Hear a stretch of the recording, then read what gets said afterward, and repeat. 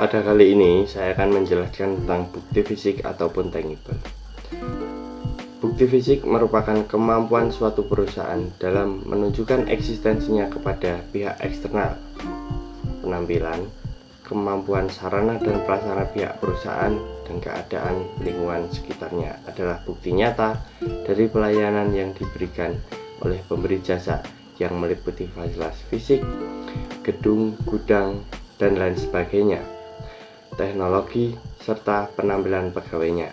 Dengan demikian, bukti fisik langsung atau wujud merupakan suatu indikator yang sangat konkret. Wujudnya berupa segala fasilitas yang secara nyata dapat dilihat.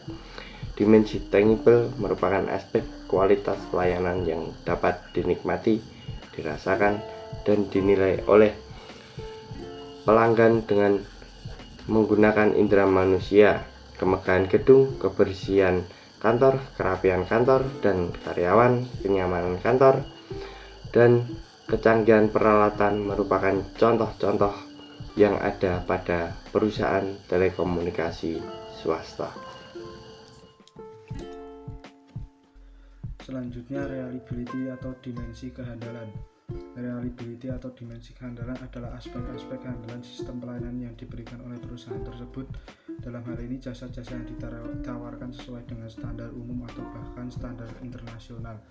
Dengan kata lain, bahwa perusahaan tersebut berusaha menunjukkan kemampuan atau kehandalan untuk mewujudkan jasa yang telah dijanjikan secara cepat. Dimensi ini mencakup A. Kesesuaian pelaksanaan pelayanan sesuai dengan rencana, B. Kepedulian dengan masalah yang dihadapi konsumen, C. Keandalan dan menyampaikan jasa, D. Ketepatan waktu pelayanan yang sesuai dengan janji yang diberikan, E. Keakuratan pengadministrasian di dalam sebuah dokumen. Tingkat kepuasan yang paling tinggi sesuai dengan harapan pelanggan ditujukan pada ketepatan waktu dalam pelayanan sesuai dengan nomor antrian pelanggan yang datang. Jadi di sini pelanggan diperlakukan secara adil, tidak ada yang didahulukan, semua berjalan sesuai dengan nomor antrian yang didapat sehingga pelanggan merasa nyaman dalam menunggu antrian karena tidak ada yang saling mendahului. Tetapi dalam kinerja pelayanan perlu meningkatkan lagi kinerjanya dalam hal ketepatan pelayanan sesuai antrian ini dan dalam hal papan pengumuman yang selalu menyajikan informasi. Responsibilitas atau daya tangkap. Responsibilitas atau daya tangkap merupakan kemampuan perusahaan yang dilakukan langsung oleh karyawan untuk memberikan pelayanan dengan cepat dan tanggap. Daya tanggap dapat menimbulkan persepsi yang positif terhadap kualitas jasa yang diberikan oleh suatu perusahaan, termasuk di dalamnya jika terjadi kegagalan atau keterlambatan dalam penyampaian jasa. Pihak penyedia jasa berusaha memperbaiki atau meminimalkan kerugian konsumen dengan segera. Dimensi ini menekankan pada perhatian dan kecepatan karyawan yang terlibat untuk menanggapi permintaan, pertanyaan, dan keluhan konsumen. Jadi, komponen atau unsur dari dimensi ini terdiri dari kesigapan karyawan dalam mengatasi pelanggan, kecepatan karyawan dalam melayani pelanggan, dan penanganan keluhan dari pelanggan. Untuk perusahaan telekomunikasi swasta yang berada di Indonesia saat ini, dalam pelayanan dan daya tanggap terhadap konsumen maupun pelanggan terbilang cukup baik, dibuktikan dengan adanya counter-counter cabang di berbagai daerah.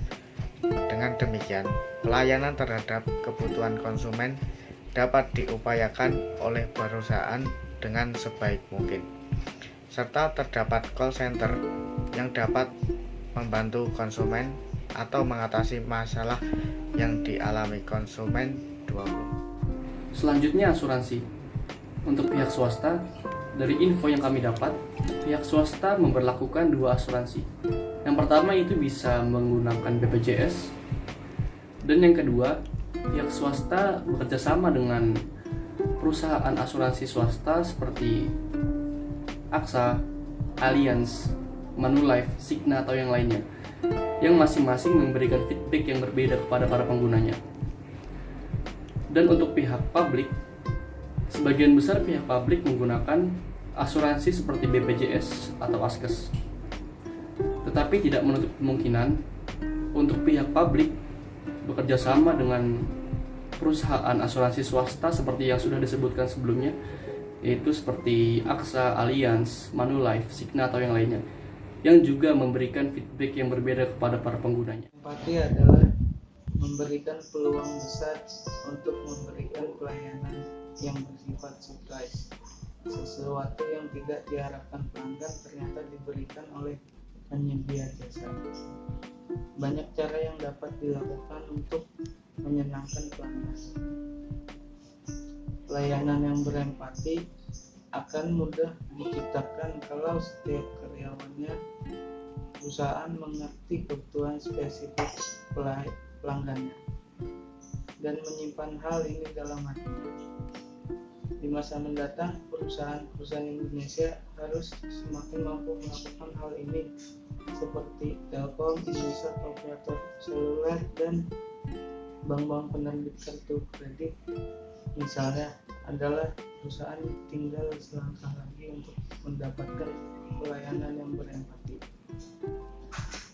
Perusahaan ini mempunyai data warehouse yang sangat besar dan dengan kapasitas yang besar.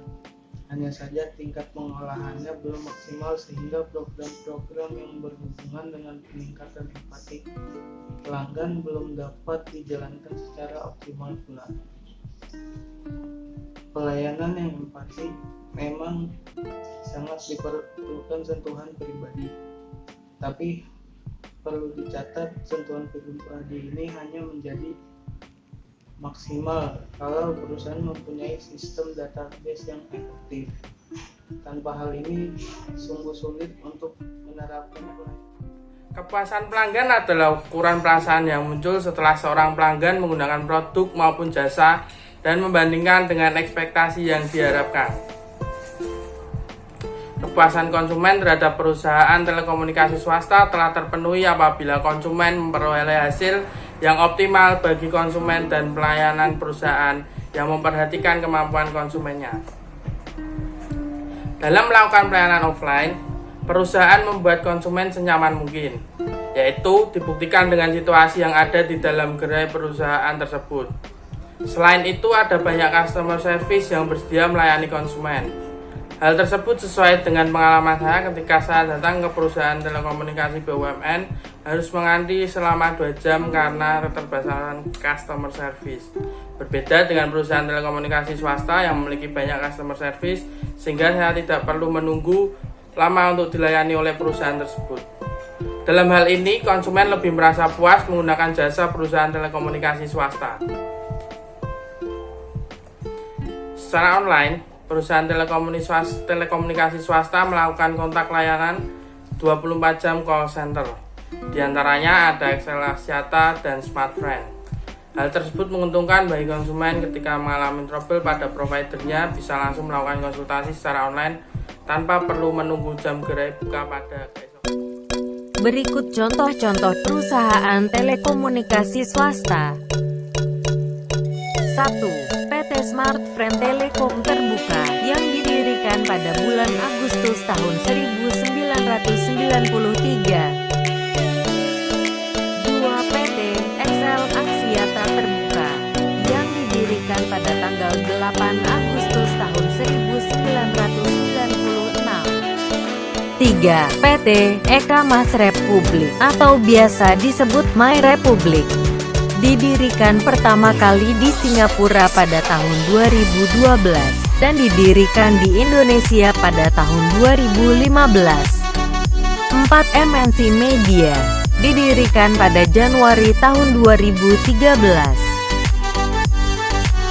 Video ini dibuat untuk memenuhi tugas praktikum pelayanan jasa. Mohon maaf apabila ada kesalahan kata. Semoga video ini dapat bermanfaat bagi kalian yang menonton. Sekian dan terima kasih.